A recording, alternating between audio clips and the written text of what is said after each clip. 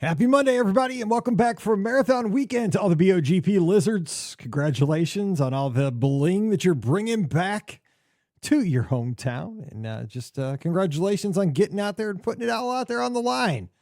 You challenged yourself, and I'm proud of you for doing that. Today, we've got a great trip report for you. Rob from Philly joins us, and we talk about not a split stay. We're talking about a triple split stay. How about some Saratoga Springs, Boardwalk Inn, and then Animal Kingdom Lodge? That's right, 3 deluxe resorts. We're talking about that. We're talking about fun times in the theme parks with the 3 daughters and his wife, and great restaurants and more. So if you have, you just need a little Disney in your Monday to get you out the door down the road, we've got it for you right now. So strap in. Don't forget, today's podcast is brought to you by the Magic for Less Travel. We'd love to help you plan your next Disney adventure. And of course, it's no additional cost to you. So check out all the details today over at themagicforless.com. Please also use our Amazon affiliate link when you do that online shopping. That supports the show with every purchase, and it costs you nothing extra. It's super simple. Just click through our link, beourguestpodcast.com/Amazon. And thank you so very much to our Patreon supporters. You guys are the all-stars to keep us on the air, so thanks to each and every one of you. You can support us as well, just $5 a month. And for that support, you get a bonus show called Mike in the Midwest. Come over this week. We'd sure love to have you. Patreon.com/BeOurGuestPodcast. Ready to take a trip to the world? You found the Be Our Guest Walt Disney World Trip Planning Podcast. This is where your memories come front and center on our podcast stage.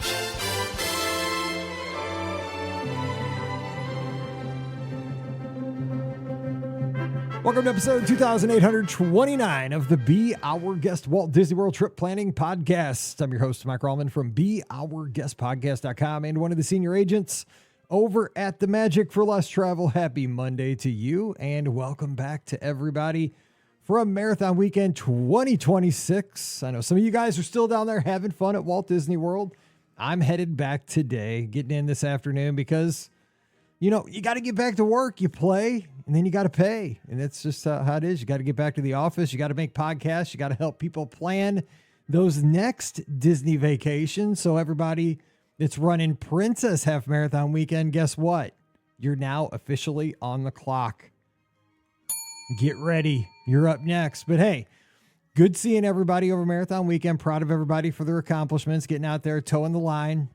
And of course, we're going to have tons and tons of memories and recaps here on the show over the next couple of weeks. We've got a couple of shows already in the can this week for you because you know how I am. I'm paranoid and don't want to miss a podcast. So I was, just in case, I don't know, we had mechanical issues. I couldn't get back to St. Louis and dreaming. We have shows ready for you. But we are going to talk Marathon Weekend. We're going to talk about all the races and all the great meals and meetups and all the good stuff. So be ready for that. That is coming your way soon. And of course, we always talk about that stuff live, real time over in the Clubhouse, over in the Discord channel. So come on over at beourguestpodcast.com/Clubhouse. But today, we've got a triple resort stay trip report. We're having a good time. We're headed to Philly. That's right, Philly. And I have an important question for our guest. Rob's joining us. Rob, happy Monday. What's up? Hey, how's it going, Mike? It's going good. So my first question to you is pro tush push or anti tush push from somebody from Philly? What do you think? Well, I was pro tush push when we had Jason Kelsey, but it's not as effective anymore. So I'm not tied to it. They can get rid of it if they want to. As I said, I think the Eagles actually have kind of abandoned it over the past little bit. They've kind of said, maybe we're not doing this anymore.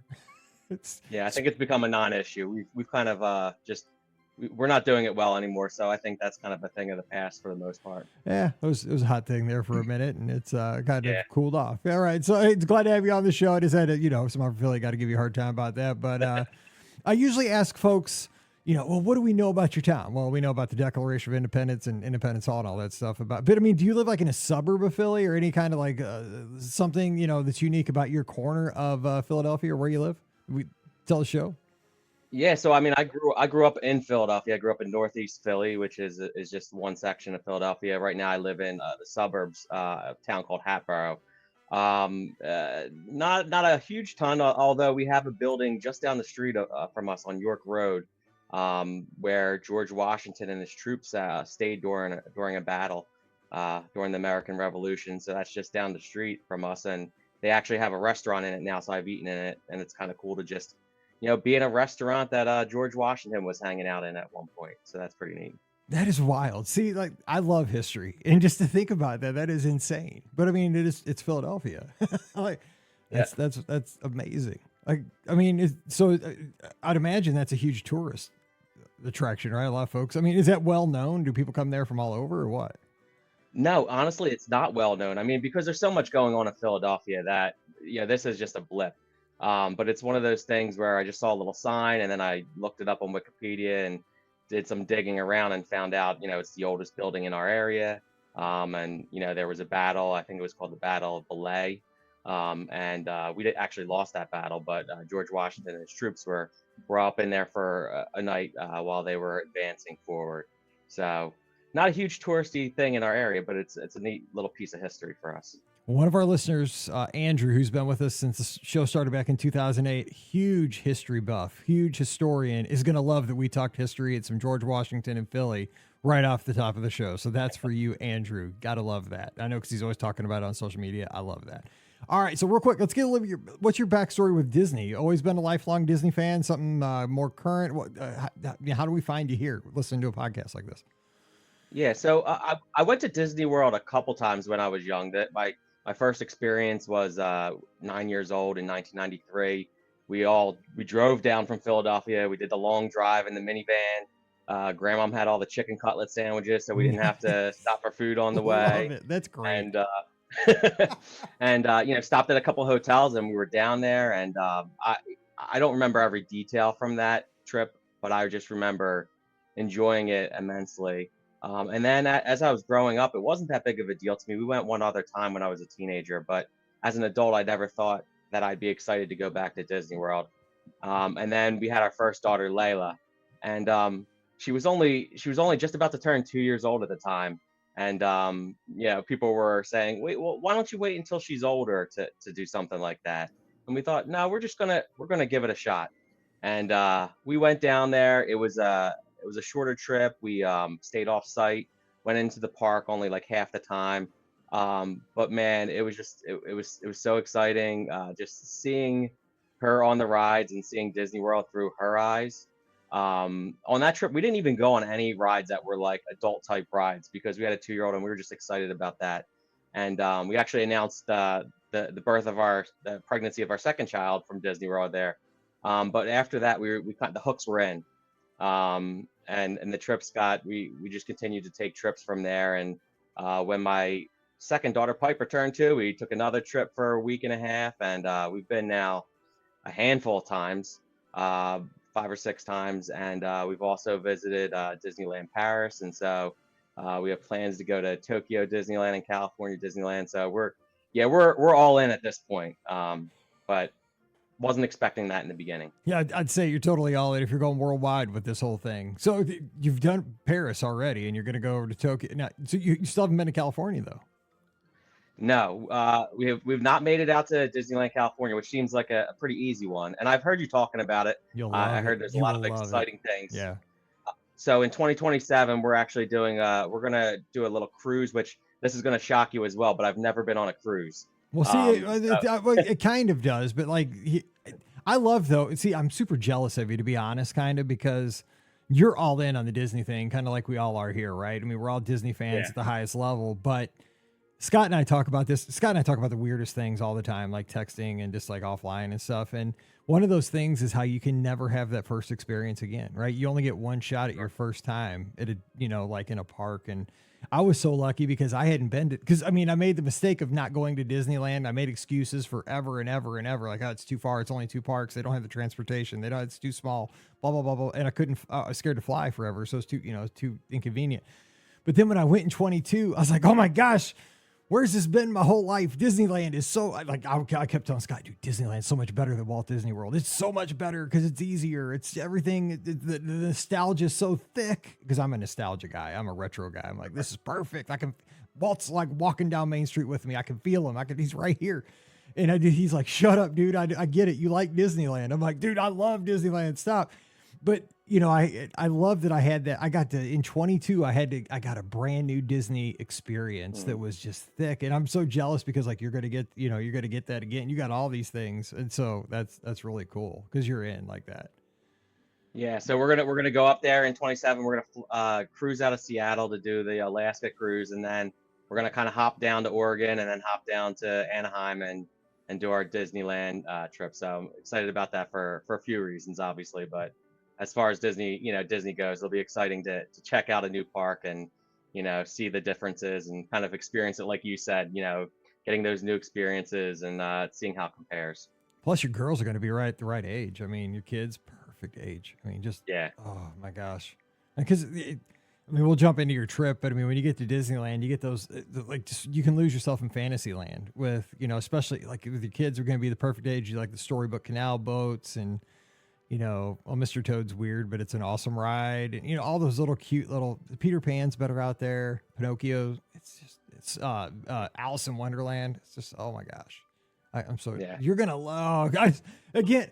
I wanted like Scott always kept saying you got to go with me, you got to go, and I was like I will, and then I finally did, and I was like because we went together, I was like this is awesome. Now I want to go with everybody else. So I'm gonna be like, come on, let's go. I'm gonna take you. I just want like let's do this, and this because it is so cool. But okay, so let's talk about the trip because we got a lot to talk about. I want to hear your thoughts. So now this trip, I mean, we tease it at the top, triple split stay, 3 resorts. So was this out of necessity? Was this because you wanted to experience 3 different hotels? I mean, 3, it's not a typical stay. How'd this come about? Yeah, there was a few reasons for that. I mean, one of the things is I'm a planner, so I like to organize things for maximum efficiency. I sent you over that spreadsheet of my trip, and that was kind of a dumbed down version That's crazy. of what I really had planned out. So I'm a planner, and so like for instance, having Boardwalk in as the main part of our trip for convenience to walk into Hollywood Studios and Epcot was a huge thing. But another part of it was just spreading out our trip and enjoying different hotels. And so when we started our trip in Saratoga Springs, it was more just let's relax, let's enjoy ourselves, let's not just hit the ground running. It was kind of a lessons learned type of thing because in past trips we've gotten down there, arrived at the airport and just kind of went straight to Disney World, and there's nothing wrong with that at all.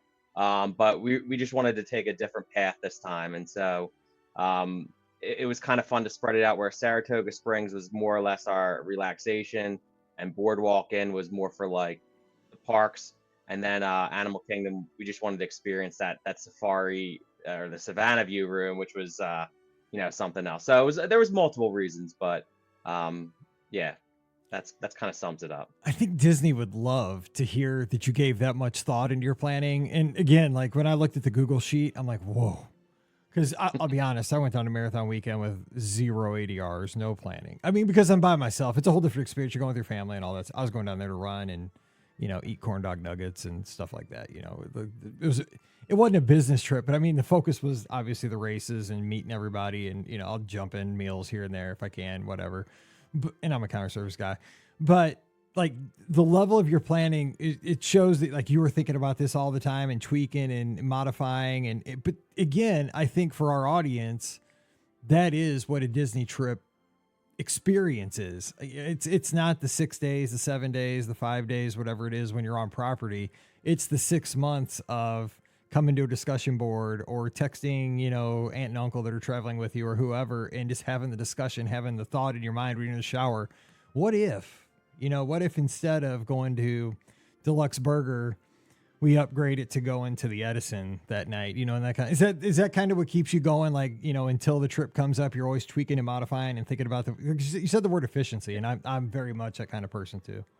Yeah. Efficiency is one of the aspects of it. The other is, I enjoy planning, and I know for some people they hear that and they go, "Oh, what is wrong with you?" A lot of my family thinks that, but my wife and you know what though? I bet they appreciate that they have you in the family because people that don't like planning, they love having a planner though. That's sure, yeah, for sure. But like the planning, so I think there's 3 aspects to a trip that you get to enjoy. You get to enjoy the anticipation of it, you get to enjoy the actual trip, and then you get to enjoy the memories from the trip. So I like to embrace all 3 of those elements. And so, yeah, for me, putting this spreadsheet together and tweaking it and, asking my wife if, oh, should we move Millennium Falcon up to 9? Should we go, to 50's prime time for lunch instead of dinner? Like those were just all fun ways to just continue to talk about the trip and get excited about the trip and think about how we can, best utilize our time when we're on the trip. I always say, like, the beauty of a Disney World trip is you can plan so much. If you plan it well enough, you can get down there and kind of go into autopilot. Right. That's so true. Which is a beautiful thing. Yeah. So, and different trips are you have different purposes, but this was a trip where we wanted to hit on certain things. We wanted to make memories for the girls, get them to see characters, and so we wanted to plan it out in a way that we thought we could make it all work. I love that. And I'm the same way. Like, my wife really doesn't care. She's like, we'll go down there, we'll have a good time. She's just like, tell me what time the flight is. What time do we got to leave for the airport? I trust that we're going to have a good time. Like, this is what you do, like, just like you. I mean, you do it just as much as your trip is going to be planned probably better than my trip because I don't worry about my own. I worry about my guests at the agency.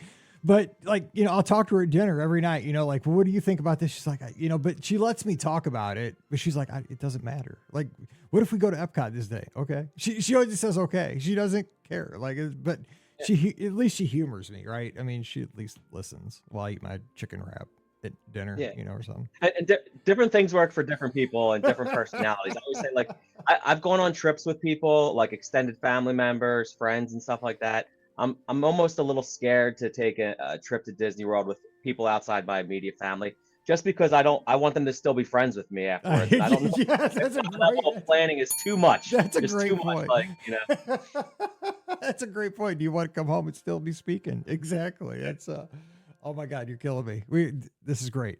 Okay, so I want to kind of break this down into 3 resorts, kind of 3 chunks. But before that, I want to talk about the pre-trip with the kids. So how do you I'm sure they're amped up, they're excited to be headed down, or do you not tell them until like right before? Like what's your pre-trip strategy at the house with the kids? So I don't always have the same strategy. We took a short trip down to Disney World once for like 4 days, and we actually picked them up at school half day and had a sign out there for them, and they were all surprised, and that was super exciting for them. They had shirts for their favorite rides and stuff like that, and it was exciting. But as my wife and I were talking about it, we love the anticipation of a trip. Mm-hmm. And I know you do too, right? Absolutely. So just thinking about it, talking about it. And so I feel like kids are that way too. They're getting to the age, they've already been to Disney World a few times. And so like there's something they know what to think about as they're anticipating it. So for this particular trip, they knew, way up front when we were going, and even had their input on like, hey guys, would you like to go to this restaurant or that restaurant? Because it's kind of fun, especially with the oldest, with Layla and Piper the second, that we can start to ask their feedback. Like, do you like these rides? Do you like this, this breakfast, this dinner? They've been there a couple times. So that was exciting to just kind of get their feedback and their excitement for it. We have like a little chalkboard up in our sunroom where we would have a countdown for how many days, and they would update it every day. So that's how we kind of approach this one. I love that because it gives you that just like it almost like it's like a not a team building activity, but it builds camaraderie around like a family goal, like a family, everybody's rallying towards the day, like, oh, guess what today is? 7 days until the trip. We have 1 week, and it's, everybody gets excited together. That's part of the memory building. It's the whole experience. Absolutely. I love that. Pulling down the link off the chain, whatever it is, big paper chain. There's so many ways to do it. Okay, so let's talk about it. So let's kind of break it down. The Saratoga Springs part of the trip, the relaxing, kind of easing into the trip. You're over by Disney Springs. So first of all, what'd you think of Saratoga, and how was that? Did that work? Was that chill working in? Tell us about that part. Yeah, I thought Saratoga Springs was a great resort. And also, to preface this, our previous Disney World trips, we've always stayed at like Pop Century and those types of hotels. So this is our first time we dipped our toes into any sort of deluxe resort in Disney World. So Saratoga Springs then was our first deluxe, Disney World resort, and we loved it. It was perfect for what we wanted on this portion of our trip, which was just relaxing. They have the High Rock spring pool. It was just a nice setup, just grabbing, grilled cheeses and snacks by the pool. So that was great. The resort itself, I thought as we went to each resort, they got progressively better in my mind. But I thought Saratoga Springs was great. And we got to take it easy. We did a character breakfast at Chef Mickey's one morning, so we drove over to the Contemporary. And then actually, I asked a question on Be Our Guest a few months, maybe a month prior to our trip, and you guys gave me some great advice. And it had to do with the Starlight Parade. And I asked whether or not we should, try to like kind of hit the Starlight Parade and the fireworks show all in one shot. And your advice was essentially just if you have the ability to just focus on the parade one night and just camp out for that good spot, then do it. And I took that advice and I don't regret it. That was, great advice. So on that particular day, that was like our last full day in Saratoga Springs. We went and got princess makeovers. The girls got all dressed up like princesses. One was Elsa, one was Jasmine. Oh man. The other was Snow White. The 3-year-old was Snow White. And then we went over and we went to Storybook Dining and enjoyed a dinner there. And that was just that was a fabulous experience. That was our first time eating there. And it was just the ambiance was great. It was just really fun time. And then from there we took that boat over to Magic Kingdom and we just staked out our spot nice and early. We were exactly where we wanted to be and we got great views of the parade. It was perfect. The kids didn't have to lean over to see over anyone's shoulders. We were right in the front row. So if I would have done it my initial way, we would have probably regretted that. So that's part of the planning, right? Reaching out to podcasts and blogs and stuff and getting some advice from the experts on what their thoughts are. And it was incredibly helpful. So I'm glad we're rolling tape here because that's, the first time in 18 years that we got something right on a listener question show. So we got one there, Pam, Ricky, and Scott. There we go. We're marking it down. No, I appreciate that. But, oh my gosh, let me just tell you, from a guy who just had his youngest daughter turn 18 this past week, that's the day you're going to remember forever, right? I mean, your little girl's there dressed up as princesses. You're riding around over, in a boat over to Storybook Dining and watching, the glowing parade coming down, through the Magic Kingdom. I mean, as a dad, I mean, it's got to be like one of the greatest nights of your life right there. I mean, it's just that is why you work so hard every day of your life to have moments like that, right? That's it. Yeah, it's an amazing experience. And I did find myself distracted between looking at the parade and then looking over at them, looking at the parade. Yeah. Constantly wanting to see their reaction to things. And yeah, you plan all this, you put money aside. Yeah, you work hard to get to this moment. And you want it to be an enjoyable experience for them and something that's memorable for them, and that as a result, it's memorable for me and my wife. So that was an awesome experience, and yeah, definitely one of the highlights of the trip. And other parts of the Saratoga Springs resort stay were nice too. We love Disney Springs, but we just feel like we're always squeezing it in, like just a quick dinner over there and then pop back And so that was the beauty of staying at Saratoga Springs as well. And this is back to my efficiency and planning is I kind of planned it so that, this portion of the trip, we would take advantage of Disney Springs since you can just walk right over there. So we did that and ate at the Boathouse one night, and then T-Rex Cafe for the kids who, love that type of experience, and enjoyed some Gideon cookies, and then got ice cream at the Salt and Straw, which I've never gotten ice cream at before. And I thought that was a really, really fun place. Had some good, unique ice cream flavors. Okay, I was gonna ask you what, because they have the weirdest flavors to me. Because I'm just more of like a chocolate chip cookie dough kind of guy. Like that's a lot for me. Like I normally just get chocolate or vanilla. Maybe hot fudge, but yeah, chocolate chip cookie dough is going a little out there. Man, they have some funky flavors there. So what'd you get at Salt and Straw? What was your go-to? You remember? So my wife was more adventurous, and I don't even remember what she got. I just remember she got something, and I just looked at her sideways, like, yeah, something that's like it's like the sole of my left, running shoe flavor or something. I'm like, what are you ordering? Like, what is that? Who's gonna buy that? Yeah, exactly. Yeah. So I'm like you. I'm a traditional ice cream flavor, cookies and cream, cookie dough. Yeah. So they had a salted caramel cookie dough. That's all right. I could do that. And that wasn't too crazy. So that's what I ended up with, and that was perfect, and is about as adventurous as I'll get, as far as my ice cream flavors go.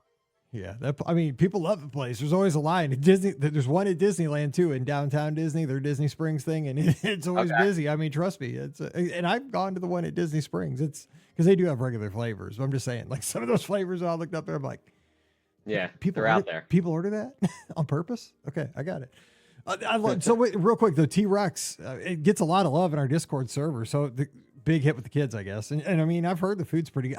You know what? I just want to go there myself. I like dinosaurs. Yeah, I mean, if I'm being perfectly honest, I think the experience rainforest. is what drives that place for us. Yeah. There's places I would maybe pick over T-Rex Cafe if I'm just getting a meal. I don't think me and my wife would just, my wife and I would go down there Valentine's and Day. eat a burger at T-Rex Cafe, with all the options at Disney Springs. But the food is good.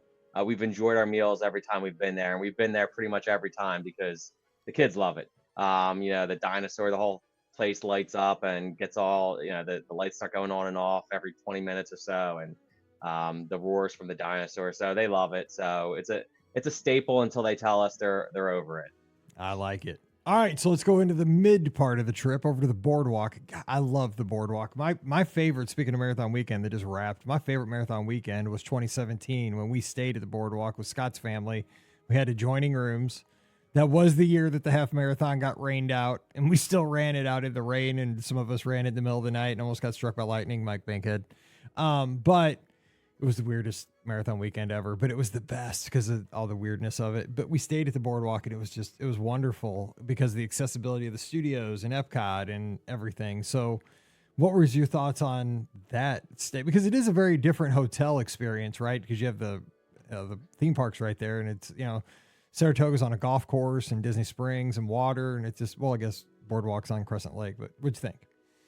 Yeah, so I think like when you're at Saratoga Springs, you could almost forget you're not at Disney World, right? Right. You could think you're just at a regular resort, but once you're at Boardwalk and you're in Disney World, and there's no getting out of it. There's no hiding from it. So for being people that really love Disney World, this is when the excitement kicked in overdrive. We actually, because we took advantage of that first day at a hotel, you get the free water park. Mm-hmm. So before we even checked in there, we went to Blizzard Beach and enjoyed a fun day there. We actually got one of, and this is not a splurge we would typically do, but we got one of those cabanas where we could just hang out as a family and get food brought over. So that was a lot of fun. And then we got to Boardwalk, and that was kind of like the start of like, all right, we're down to business here. Now we're getting into the meat of things. And so the hotel though itself, I love that whole area. Just walking around there, being from the Philadelphia area, it does have that Jersey Shore kind of flair to it that I grew up with for some of my summer vacations. So that whole area is a lot of fun, and we liked the character dining at Cape May, and just the way that the lobby in the Boardwalk Inn is just it's so cool looking. Every time I walk through there, I was the coffee runner in the morning to fill up our mugs. And so every morning I just loved it. I would just walk down there, or sometimes as the sun was rising, just to walk out there on that boardwalk. It was beautiful. So just as far as the area, I know you're right in the thick of it, but they do a good job of also just kind of, it still had that peaceful feel to it, that serene kind of by the shore feel to it. And I really enjoyed that. And, and it was great for access to the parks.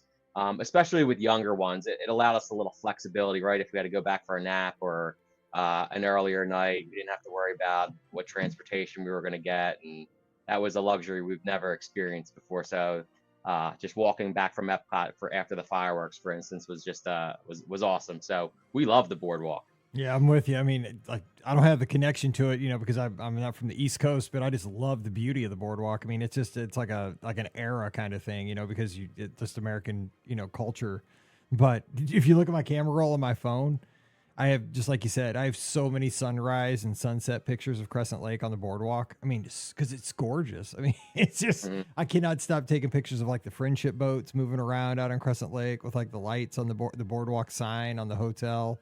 Just, especially at night now with the entertainment they have back out there again, it kind of comes to life. There's stuff to do. You can walk around, get a corn dog, maybe get some ice cream. It's a good time. So let's talk about the times in the theme parks though, because I'm sure your kids had a good time there. I mean, it's why you're there. Yeah. So what were some of the highlights? Yes. I mean, it was a blast all around. We had the lightning lanes to make sure, like, my kids are very impatient kids. And so we tried our best to figure that all out. But my 9-year-old Layla, she's the adventure seeker. She's the thrill seeker. There's it almost is disturbing how unafraid of rides she is at 9 years old. You're in trouble. So she'll go on anything, and for me, it's exciting to see because I like going on rides, but I'm also getting to that age where there's a couple rides at Disney World that are starting to impact me. I'm good with drops and all. It's those rides that kind of shoot real fast. So and if you don't know where you're going, that really increases. So Expedition Everest was a real labor of love to go on with her on that one, but she's a lot of fun. And then my middle child Piper, she's historically not liked to go on a lot of the thrill-seeking rides. We try to push her a little bit just to make sure she enjoys her experience, but not do anything that would make her uncomfortable. So like our big push initially was like, let's try Slinky Dog Dash. Let's try to get you on Slinky Dog Dash. And I bribed her. I think with something, a bubble machine maker or money. I don't know. That's what you got to do as a dad. I've been there 100 times. Yeah, exactly. I was like, I'm not going to make you go on this. I'm just telling you this what you'll get if you go on it. 100%. And she decided to go on it. And what was crazy throughout the trip is she just became more and more adventurous as the trip went on. So she's only like 44, 46 inches maybe. And she was going on, the mine train. She went on Guardians of the Galaxy. Oh man, you lit a fuse, Rob. You better be careful. Yeah.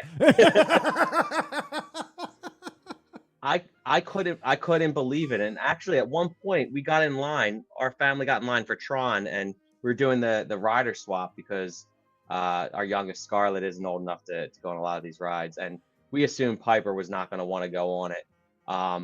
And she's like, no, I want to go on this. She ended up being that's like a rocket. Are you kidding me?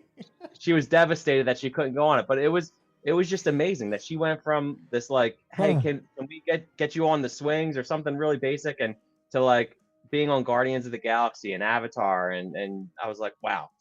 So it was exciting to see her kind of embrace, even though not quite the same way as Layla does, but like she embraced it and started to like, appreciate those types of experiences. So, those were some of my, most fun memories. And then of course there was lots of good food along the way. We ended up doing probably most days 2 table service meals. And for us, that was just a good way to take a break. Yes. And a forced break in air conditioning. We were there in August, so it wasn't cool. And it just gave us that downtime, which was nice. So I'm going to ask you a little bit more about the restaurant, a couple more restaurants. But before I do that, since Disney just announced to bring back Cool Kids Summer again this summer, which is awesome, but this is going to be a little bit more limited. It's going to be from basically Memorial Day to Labor Day-ish. Did you guys get to participate in any of those activities? Did you see any of that stuff happening, or, have any interactions with that stuff? Yeah, the most memorable one I can think of was when we were in Epcot in the what's it called? The Common Core, or I forget the name. The Communicore over there, the Communicore building. Communicore. Yeah, they had Goofy was out there dancing with the kids, and my 3-year-old especially ate that up. But the kids were just out there dancing, and it just seems like a little thing, but for them, that was a huge thrill that they got to just go out there and dance. They weren't, waiting in a line to just get a picture real quick, or even at the character breakfast, it's like, a quick interaction. But this was like a good, 10 minutes of just dancing around there with Goofy and just having fun. So that was neat to watch. That's okay. So back to the meals. You mentioned you did Storybook and Chef Mickey's. So what were some of the other favorites? Did the girls say what, maybe from their perspective, what their favorite was? Was it Chef Mickey's because of the Fab Five, or was it something else? So my girls like the buffet options. They like when they can go up there and pick their own food. I'm the same way. I mean, I'm like a 5-year-old. I can't. Yeah. So Chef Mickey's has been a classic for us. But I think some of the princess meals even top those. So we did 1900 Park Fare. Nice. And I think that had some of the best food as far as a breakfast buffet goes. That does have really, really good food. You're right. It's so good. Yeah. And it was on my birthday. We went to Hollywood and Vine for breakfast. And I don't know, sometimes I think that place gets a bad rap, but they have some very unique breakfast items. They had like eggs Benedict, and they have like a chicken and waffles, and it was a little empty that day. And all the characters, the Fancy Nancy and Goofy and all, they must have came to our table like 7 times in the course of a meal, which for my girls, they loved it. And so they just had a great time. They were dancing out there with them. So I think they liked, they liked those breakfast meals and then the 20 times they asked for a snack throughout the day. Nice. Exactly. That's what kids do. Yeah. Scott's really high on Hollywood and Vine. I haven't been there for years, like since Mallory was little. And like I said, she's 18 now, but I remember like the last time we went there, I think it was like Handy Manny and I can't remember. I can remember what they looked like. I don't even know what the guy's name was. He was looked like kind of like a clown. But yeah, it was man, it was forever ago. But yeah, Scott's big on the place. So and man, I'm all about eggs Benedict. When you said that, my ears perked up. That's like my besides biscuits and gravy, that's my favorite breakfast food. I crush when that you stuff walk on in the there, it's place. underwhelming looking, but it's really the food. The spread is really good. The characters interaction has always been great, and so yeah, we have no complaints at all. Real quick, because you guys were going to the parks now, like spending time in the theme parks, but it was August, like you said. So any tips for folks when you have, 3 smallerish kids and obviously probably afternoon breaks and anything like that for folks that are planning those summer trips for this summer with littler ones? Well, we make sure, we have my wife, this is where my wife really thrives and just making sure we're still in that like stroller season with our 3-year-old. And for Disney World, stroller season really extends to like, I think like 6 years old almost, but so she does a great job of like having everything in our stroller that we could possibly need. We have waters, we have, cooling fans and cooling towels and all that good stuff. But the thing I think of, people make a big deal of Disney World in August and it's so hot and all, but we would check the temperature up in Philadelphia and most of the times it'd be within 5 degrees. Agreed. Yep. It's not that much of a difference. The only difference is I can walk in any building and they're blasting the air condition at like 65 and it feels great. One of the things we would do though is like try to during the midday find shows. That's a good way to just, like the Lion King show in Animal Kingdom. Like that was a great way to like spend 45 minutes of your afternoon just cooling off while still enjoying something.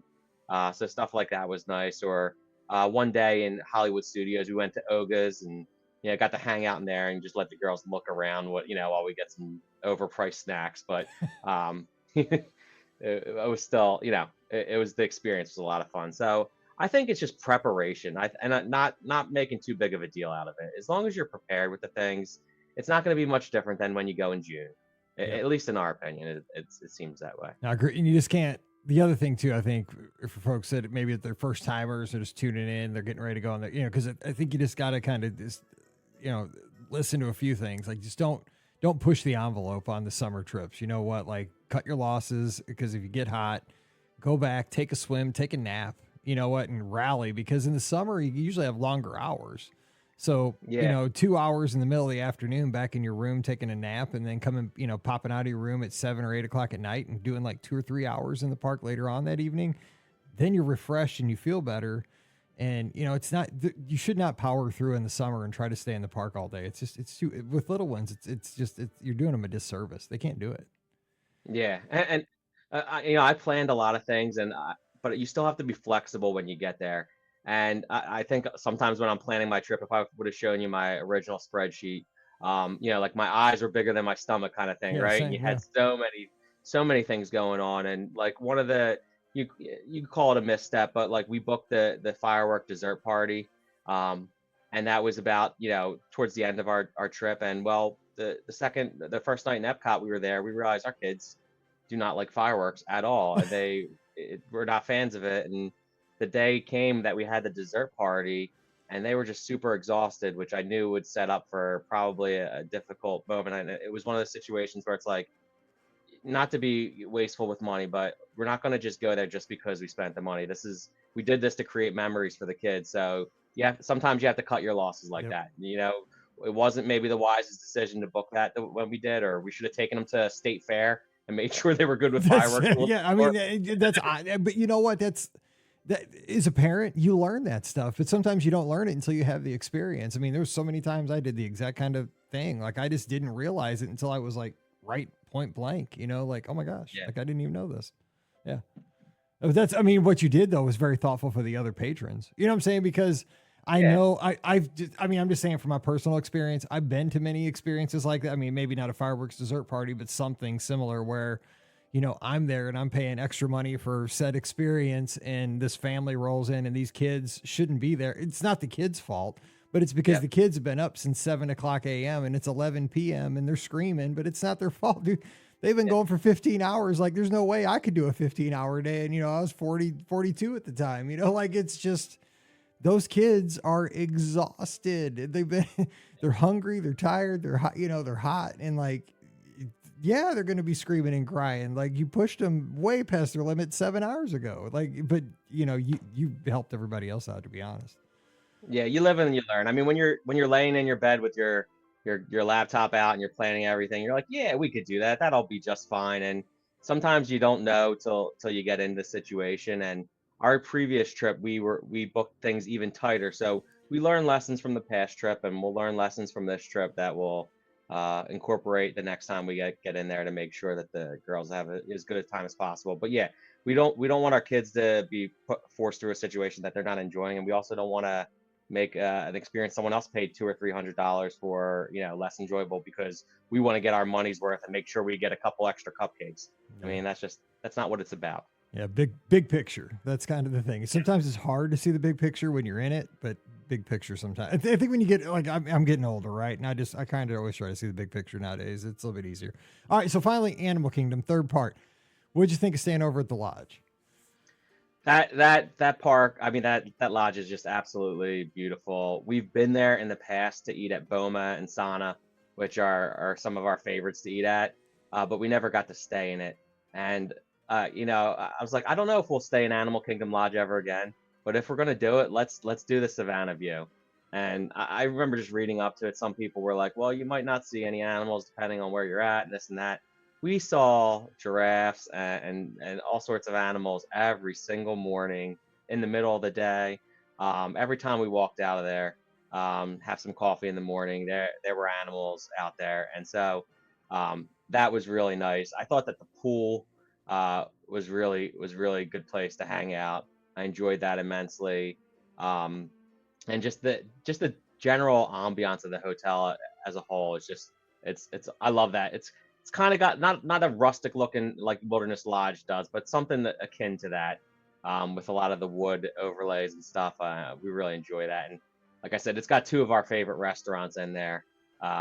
Sana, the bread service is just like, Oh my gosh, I know. It's so good. I could just order two of those and I'm good to go. I mean, let's go. That's fine. we said the same thing. We're like, let's just keep getting bread service. I mean, they didn't look at us weird. We probably just would say, let's get 4 orders of the bread service Yes. and call it a night. Yeah, all the dips.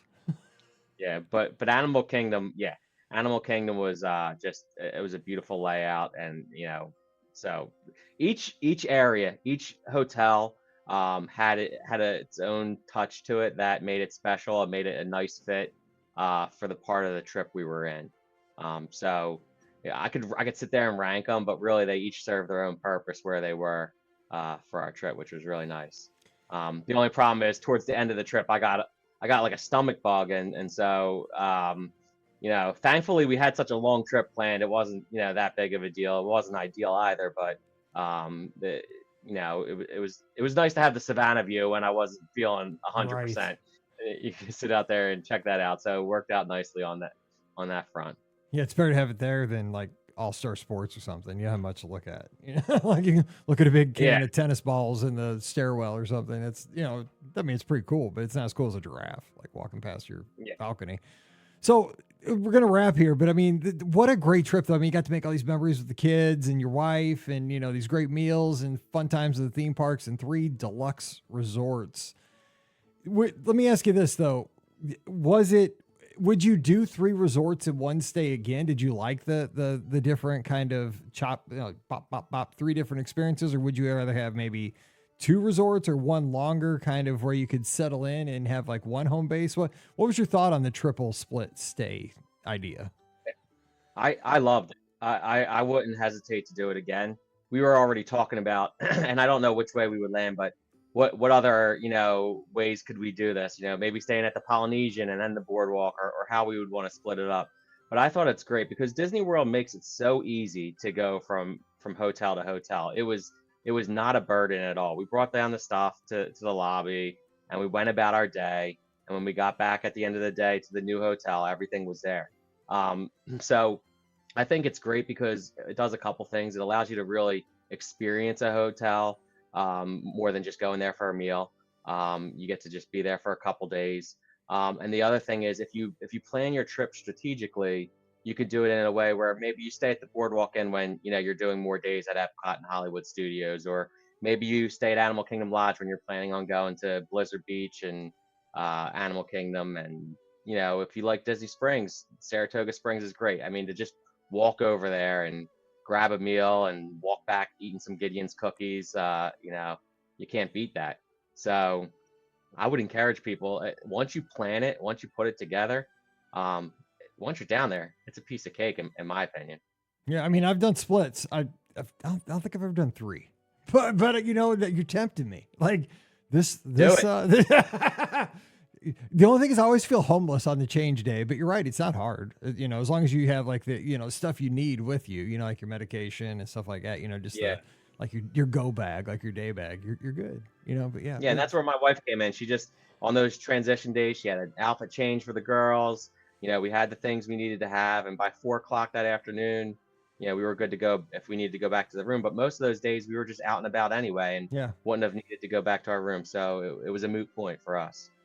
All right, well, hey, I appreciate you sitting down with us. What a great way to start the week. We didn't get to talk about one resort, 2 resorts. We got to talk about 3. And our listeners, we love talking about the hotels. I mean, that's where the good stuff is. So we got to talk about theme parks, restaurants, everything. So Rob, from one marathoner to another, because I know you just completed the Philly Marathon not too long ago. Congratulations on that. And you're an ultra marathoner, so I'm in awe of that. That is amazing. I appreciate you taking the time. Thanks for coming on the show today, bud. Thanks for having me, Mike. I appreciate it, and good luck on your races. Well, hopefully they're over by now. Let's hope. No, just kidding. No kidding. All right. Let's hope, because everybody, you guys all know we recorded this before I left. So here we go. All right. Don't forget, today's show brought to you by the Magic for Less Travel. We'd love to help you plan your next Disney adventure for no additional cost to you. Check out all the details today over at themagicforless.com. Please also use our Amazon affiliate link. It's beourguestpodcast.com/Amazon. Please use that as often as you can. And you become a patron of the show. It's only $5 a month. And for that, you get a bonus show every week called Mike in the Midwest. Thanks to all of our patrons. You guys are the best. You keep us on the air. So a huge thank you to each and every one of you. You can support us again coming over patreon.com/beourguestpodcast. You can follow me on the social media at beourguestmike. All my photos and videos are up from Marathon Weekend over on Instagram. It's, again, beourguestmike over on Instagram, also on x.com and Threads. Join us in the Clubhouse. That's our Discord server. That is where all the action happens 24/7. It's like a live chat room, message board place. Your invitation's waiting for you. It's free for everybody. So come on over, beourguestpodcast.com/clubhouse, and we'll have a live call-in show this Sunday night, I believe. So stay tuned. We may have to miss it because I may be going to a basketball game for my daughter, but probably have a call-in show. So join us this Sunday night, 7 o'clock Eastern, 6 o'clock Central.